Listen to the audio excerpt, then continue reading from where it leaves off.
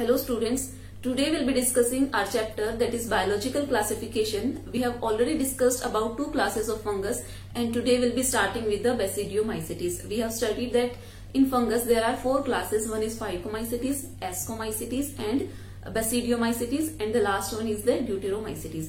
So today we'll be starting with this class. Okay, this Basidiomycetes is also called bracket fungus और puff balls. इसको हम bracket fungi या फिर puff balls भी कहते हैं. क्यों कहते हैं? क्योंकि जो मशरूम की सब्जी हम खाते हैं ना, जो एडिबल मशरूम है, वो इसी कैटेगरी में आता है. वो उसकी जो क्लास है दैट इज बेसिडियोमाइसिटीज. ठीक है, जो भी हम खाते हैं. आपको स्क्रीन पे देखो, इसकी पिक्चर दिखाई दे रही होगी. अगेरिकस बोलते हैं इसको और कॉमन लैंग्वेज में हम इसको मशरूम बोलते हैं, है ना. इसका स्ट्रक्चर देखो आप, इसको पफ बोल्स के नाम से भी जाना जाता है. एंड ब्रैकेट फंगस क्यों बोलते हैं इसको? एक और स्ट्रक्चर आप स्क्रीन पे देखो कि कैसे ट्री के स्टेम पे ये ट्रे जैसे स्ट्रक्चर निकला हुआ है ना, अलग से प्लेट टाइप निकली हुई है. ये इनको ब्रैकेट्स बोलते हैं. ठीक है, तो इसी के बेसिस पे इसमें पाए जाने वाली जो फंगस का टाइप्स है, इन्हीं के बेसिस पे इसका नाम दिया गया है दैट इज ब्रैकेट फंगाई और पफ बोल्स. ठीक है, इतना क्लियर है? ओके, अब ये कहाँ ग्रो होती है, इसका हैबिटेट क्या है, हम सबको पता है. वार्म एंड मॉइस्ट प्लेसेस पे तो ये ग्रो होगी. तो यहाँ पे क्या सॉइल में ग्रो होती है, लॉग्स पे, वुडन लॉग होते हैं वहां पे ग्रो करती है, एंड ट्रीज पे भी ग्रो करती है. जैसे अभी आपने देखा था, ब्रैकेट फंगस को देखा था कैसे ट्रीज के स्टेम पे ये ग्रो की हुई थी. And it is also a parasitic. ये आपको याद रखना है कि अगर ये एडिबल है, हम खाते हैं, तो ये पैरासिटिक भी है. ये डिजीज कॉज करती है. पक्सीनिया आपने सुना है ना, जब हमने इंट्रोडक्शन दिया था इस चैप्टर का, फंगस का एक जनरल इंट्रोडक्शन हमने स्टडी किया था, तो that time we studied Puccinia. It causes a disease that is rust in wheat. जो व्हीट गेहूं की पत्ती होती है, उसका स्टेम होता है, उसमें ये एक ब्राउनिश कलर का रस्ट पैदा कर देती है. ठीक है, it is a type of disease. ऐसे ही जो व्हीट ग्रेन होता है वो ब्लैक हो जाता है जब वो लगा हुआ रहता है, ठीक है, प्लांट के ऊपर. तभी अंदर से, एक्चुअली इट इज पैरासिटिक, तो ये अंदर से ग्रो करती है. ठीक है, मतलब व्हीट ग्रेन के अंदर से निकलती है, तो पूरा ब्लैक ग्रेन जो है वो पूरा ब्लैक हो जाता है, उसके स्पोर्स दिखाई देते हैं. ठीक है, इसकी पिक्चर में आपको अभी दिखाऊंगी थोड़ी देर में. ओके, अब हम इसके माइसीलियम की बात करते हैं. तो देखो, सबसे पहले क्लासिफिकेशन में हमने क्या स्टडी किया था, फाइकोमाइसिटीज, कि वो बड़ी ही सिंपल सी प्रिमिटिव काइंड ऑफ फंगस थी. उसका माइसीलियम ना तो सेप्टेट था ना ही ब्रांच था. There was a condition called coenocytic condition, मतलब मल्टी न्यूक्लिएट कंडीशन पाई गई थी. बट उसके बाद से हमने जितनी भी क्लासेस पढ़ी हैं, that was ascomycetes and now in basidiomycetes, it is septate and branch. मतलब माइसीलियम कैसा है? Mycelium is branched and septate, means बीच में सेप्टा आर प्रेजेंट और एक हाइफे से कई सारे हाइफे निकले हुए हैं, मतलब ब्रांचिंग है. ठीक है, अब इसकी जो खास बात है, ये वाली जो क्लास है फंगस की, that is it do not have any asexual spore. इससे पहले हमने कुछ एसेक्सुअल स्पोर्स की बात की है, दैट इज कोनिडिया, है ना, कोनिडिया, जू स्पोर, ये सारी चीजें हमने डिस्कस किए थे. ये क्या थे? They were the asexual spore. But ये एक ऐसी क्लास है फंगस की जिसमें एसेक्सुअल स्पोर्स होते ही नहीं है. तो हम क्या कह सकते हैं कि एसेक्सुअली रिप्रोड्यूस नहीं करती है, क्योंकि वेजिटेटिवली करती है, ठीक है, सेक्सुअली भी करती है, बट एसेक्सुअली नहीं करती है क्योंकि स्पोर नहीं बना रही है. ठीक है, इतना क्लियर है? Now next is vegetative reproduction is by fragmentation, है ना. फ्रेगमेंटेशन आपने 10th क्लास में भी पढ़ा होगा. Different mode of asexual reproduction, है ना, कि एक ऑर्गेनिज्म जब बहुत सारी फ्रेगमेंट्स में डिवाइड हो जाता है, तो हर एक fragment it will give rise to the new organism. तो फंगस में भी ऐसा होता है कि अगर उसके बहुत सारे फ्रेगमेंट्स बन गए, तो हर एक फ्रेगमेंट एक नया फंगस या एक नया माइसीलियम बना लेती है. ठीक है, तो ऐसे ये वेजिटेटिवली रिप्रोड्यूस करती है. नेक्स्ट एक बात है, यहाँ पे आपको थोड़ा सा डिफरेंट लगेगा. It do not have sex organ, मतलब पर्टिकुलर सेक्स ऑर्गन नहीं है इसके पास कि यहाँ से गेमेट रिलीज होने वाला है या स्पोर रिलीज होने वाला है. ऐसा कोई स्ट्रक्चर तो नहीं है, बट दो अलग अलग स्ट्रेन का मतलब है प्लस एंड माइनस. दो स्ट्रेन पाए जाते हैं किसके? हाइफा के, दैट इज माइसीलियम.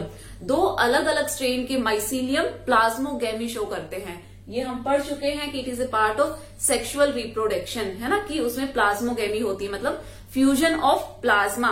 ठीक है, या फिर हम क्या कह सकते हैं कि जो हाइफे है उसके अंदर का जो लिक्विड मटेरियल है उसका फ्यूजन हो रहा है, बट न्यूक्लियर फ्यूजन अभी नहीं हो रहा है। मतलब आपको क्या समझना है कि पहले से प्लाज्मोगेमी हो रही है, अभी तक कैरियोगेमी नहीं हुई है ना। एक डाइकैरियोटिक स्टेज आती है कि दो न्यूक्लियस एक साथ आ जाते हैं। इतना आपको रिकॉल हो गया होगा, हमने प्रीवियस क्लासेस में भी ये डिस्कस किया है। तो इतना आपको समझ में आना चाहिए कि अभी तक ऐसा समझो कि मान लो ये एक हाइफे है,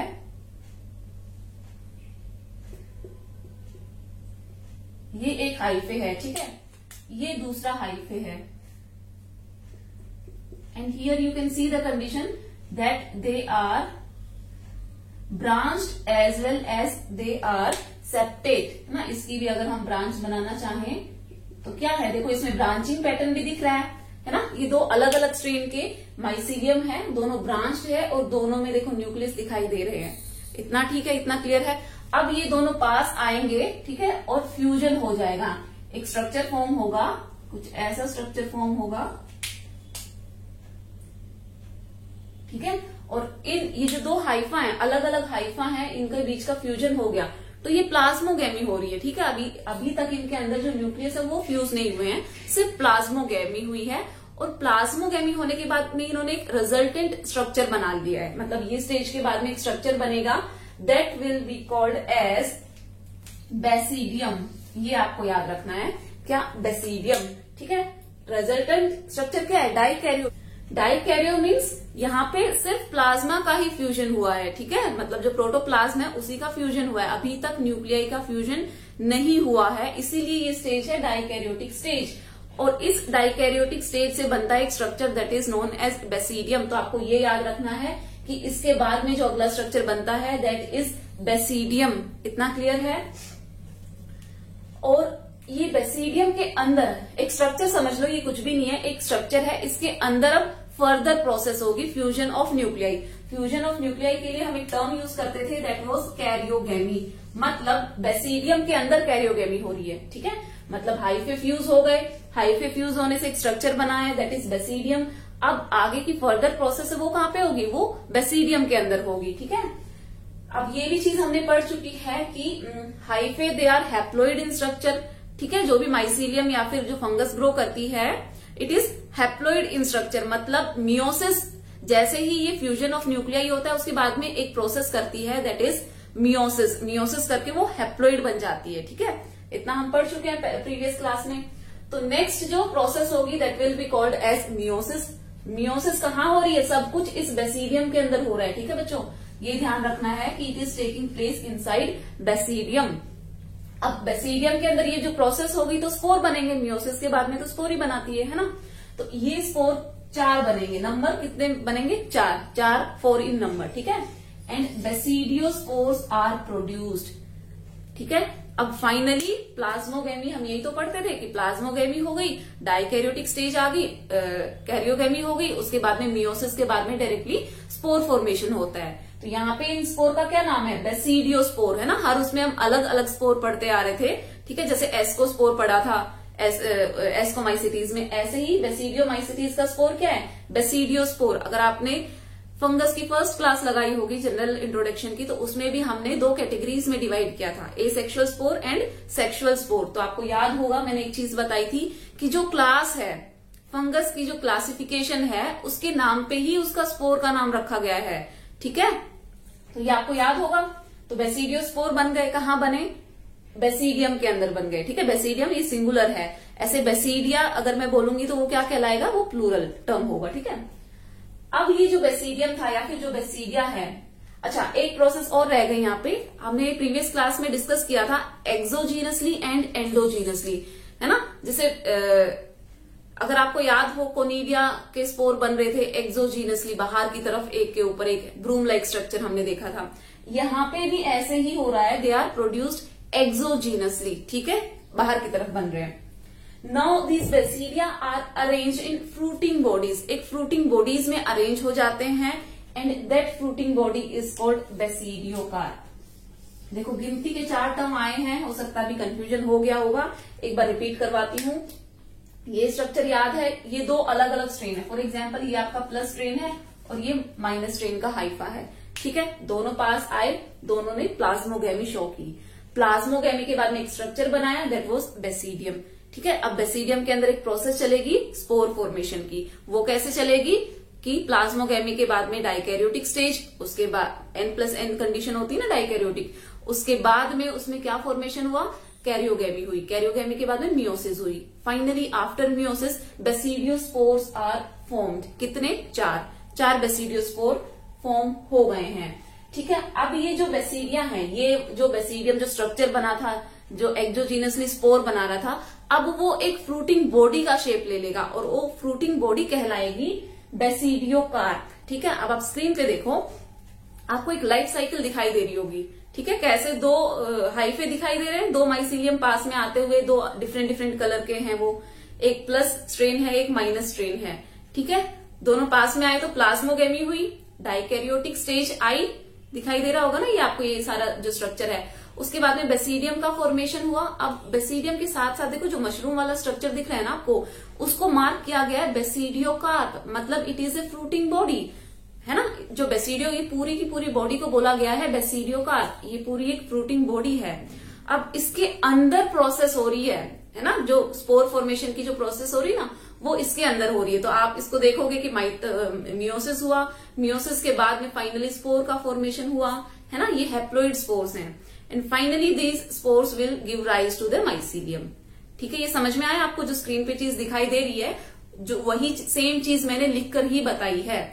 अब हम बात कर लेते हैं कुछ इनके एग्जाम्पल्स की, क्योंकि हर क्लास का एग्जाम्पल याद करना बहुत जरूरी है। ठीक है, अब ये तो आप सबको पता है, हम सब खाते भी हैं एडिबल मशरूम। इसकी एक बार फिर से पिक्चर देख लो स्क्रीन पे। इसको हम बोलते हैं एगेरिकस। ठीक है, agaricus. Next is Puccinia, disease causing fungus है ये, व्हीट रस्ट कॉज करती है स्क्रीन पे, जैसा कि आपको इमेज दिखाई दे रही है। उसके बाद में है अस्टिलैगो, नाम है ये भी अस्टिलैगो, इट कॉजेज स्मट। ठीक है, रस्ट एंड स्मट, 2 चीजें आपको याद रखनी है। रस्ट का मतलब आप समझते हो, रस्ट कैसा होता है भाई, जैसे लोहे पे जंग लग जाता है तो वो कैसे ब्राउन कलर का रहता है, रेडिश ब्राउन, कुछ भी समझ लो। तो रस्ट से आपको समझना है कि लीफ के ऊपर रस्ट लग गया, मतलब ब्राउनिश या फिर रेडिश कलर का एक इन्फेक्शन कर दिया है। किसने? फंगस ने। कौन सी फंगस? That is Puccinia. ठीक है, अब स्मट की अगर हम बात करें तो ब्लैक, जो जिस चीज की हमने थोड़ी देर पहले बात की थी कि जो गेहूं का दाना है वही पूरा ब्लैक हो गया है, तो ये जो ब्लैक वाला जो स्ट्रक्चर दिख रहा है ना, ये पैरासिटिक है, क्योंकि ये स्टार्टिंग में ये बात हमने बोली थी कि दे आर पैरासिटिक। तो अस्टिलैगो कॉजेज स्मट, तो आपको ना ये याद रखना है, ये 2 डिजीज आपको यहाँ पे याद रखनी है कि कौन सा फंगस कौन सी डिजीज कॉज करता है। ठीक है, इतना आपको क्लियर है? तो बेसिडियोमाइसिटीज हम यहाँ पे कंप्लीट करते हैं। Next will talk about deuteromycetes, ये लास्ट एक क्लासिफिकेशन होगा फंगस का। Okay, now will talk about deuteromycetes. इससे पहले बेसिडियोमाइसिटीज को भी हमने एक स्पेशल नाम दिया था ना, ब्रैकेट फंगाई, तो यहाँ पे भी इसका स्पेशल नाम है, दैट इज इम्परफेक्ट फंगाई। अब ये इम्परफेक्ट क्यों है? कोई भी चीज इम्परफेक्ट है ना, परफेक्ट नहीं है, मतलब कुछ तो कमी है इसके अंदर, तो वो चीज हम डिस्कस करेंगे, इसमें क्या कमी है, क्यों हमने इसको इम्परफेक्ट फंगाई का नाम दिया है।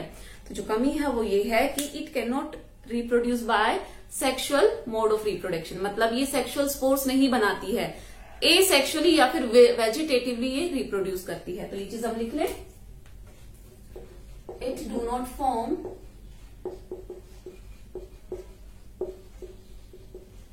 sexual spores. Next is reproduces by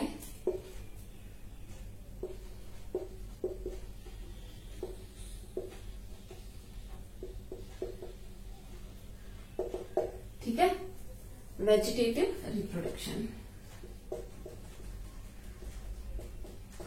ये 2 चीजें क्लियर है आपको?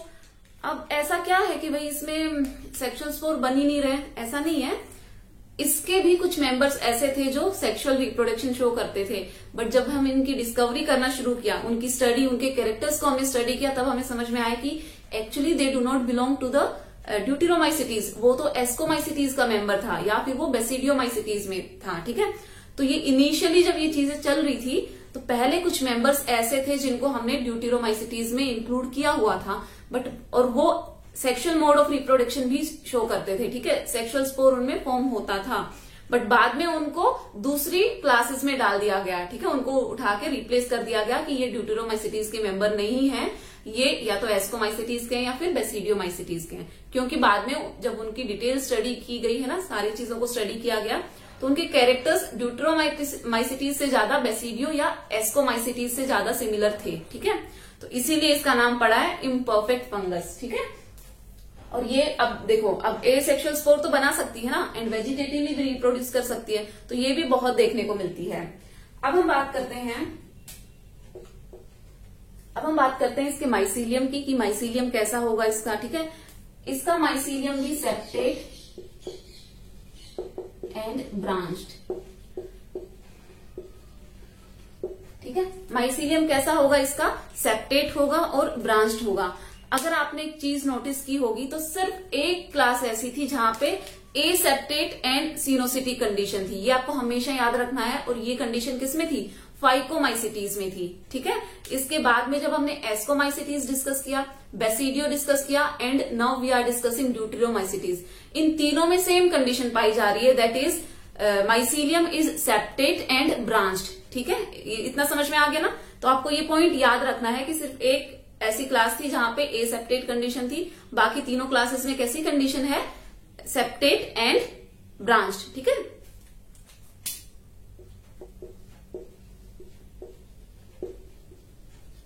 अब ये भी सैप्रोफिटिक होती है एंड पैरासिटिक होती है, ठीक है। इन दोनों टर्म का हम बहुत बार मतलब समझ चुके हैं, तो समझाने की जरूरत नहीं है। अब हम लिखते हैं इसके एग्जाम्पल्स। एग्जाम्पल में आपने कई बार नाम सुना होगा ट्राइकोडर्मा, ठीक है। ट्राइकोडर्मा, अल्टरनेरिया, कोलिटोट्राइकम, ठीक है। ये तीन इसके एग्जाम्पल्स आपको याद रखने हैं, ट्राइकोडर्मा, अल्टरनेरिया एंड कोलेटोट्राइकम, ये तीनों इसके एग्जाम्पल्स हैं, ये आपको याद रखने हैं। ये पैरासिटिक हैं एंड दे आर सैप्रोफिटिक, ठीक है, इतना ही। और ये इसमें देखो, इसके कुछ कैरेक्टर्स हैं, एक बार फिर से अगर रिवाइज करवा देती हूँ चाहते हो तो। It is called imperfect fungi because it do not form sexual spores. अब सेक्सुअल स्पोर नहीं फॉर्म करती तो एसेक्सुअल स्पोर्स तो करती होगी। अब एक चीज और हम बताना भूल गए यहाँ पे, कि इसका जो एसेक्सुअल स्पोर है उसका नाम है कोनिडिया, ठीक है। ये हम पहले भी पढ़ चुके हैं और अभी भी इसका क्या नाम है, कोनिडिया, ठीक है, एसेक्सुअल स्पोर का। और सेक्सुअल स्पोर तो इसमें था ही नहीं, और बाकी की सारी चीजें हम डिस्कस कर चुके हैं। यहाँ पे हमारा फंगस कंप्लीट होता है, सारा क्लासिफिकेशन और इंट्रोडक्शन, हमने पूरा फंगस के बारे में सब कुछ पढ़ लिया है। नेक्स्ट जो टॉपिक है that will be our plant kingdom and animal kingdom. तो बुक इस वाले चैप्टर में तो बहुत कम दिया हुआ है, तो हम अगले चैप्टर में पूरा चैप्टर ही उसी के ऊपर है, तो वहां पे चीजें डिस्कस करेंगे। और जो नेक्स्ट क्लास होगी वो होगी मेनली वायरस के ऊपर, ठीक है। उसके अब जो नेक्स्ट टॉपिक होगा वो होगा वायरस। एक क्लास और होगी और ये पूरा चैप्टर आपका कंप्लीट हो जाएगा, ठीक है। Thank you so much.